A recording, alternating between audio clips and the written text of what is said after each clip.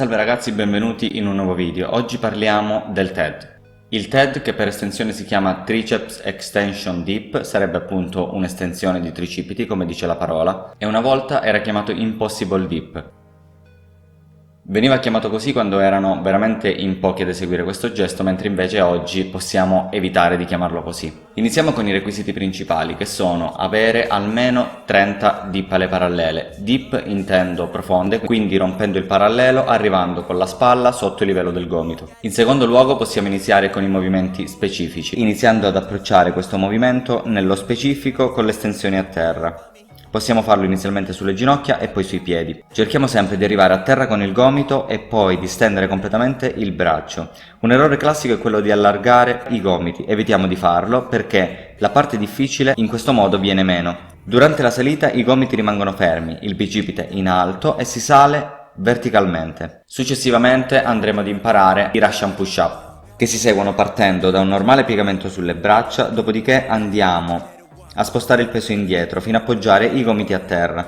Da questa posizione trazioniamo in avanti come fosse la transizione di un muscle up, fino a trovarci nuovamente nella posizione di push up. Quando saremo diventati bravi sia nei dip che nelle versioni di push up che abbiamo visto, potremo andare ad approcciare i Russian dip.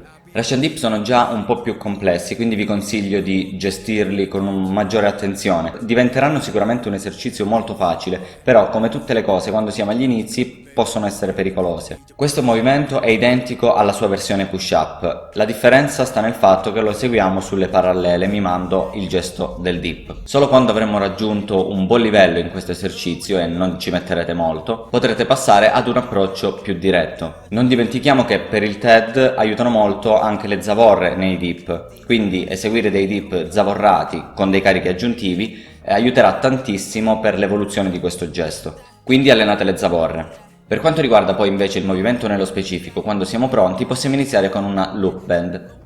Andiamo a posizionare la loop bend alla parallela, la facciamo passare da una parallela all'altra, dopodiché ci sediamo sopra la loop bend.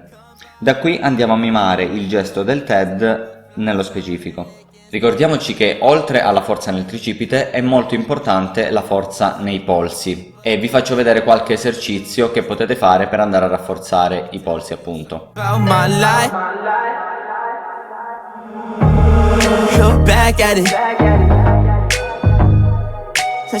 Per quanto riguarda invece il movimento finale, più lo eseguiamo con la spalla che rimane dietro il livello del gomito e più diventa difficile. Ok, per questo video è tutto, spero di esservi stato utile, spero di essere stato esaustivo, breve e sintetico come piace a me, senza dilungarmi troppo, e cerco di andare dritto al punto e di lasciarvi dei consigli che vi siano pratici nell'immediato. Mi raccomando, non abbiate fretta, allenatevi e ci vediamo nel prossimo video. Ciao!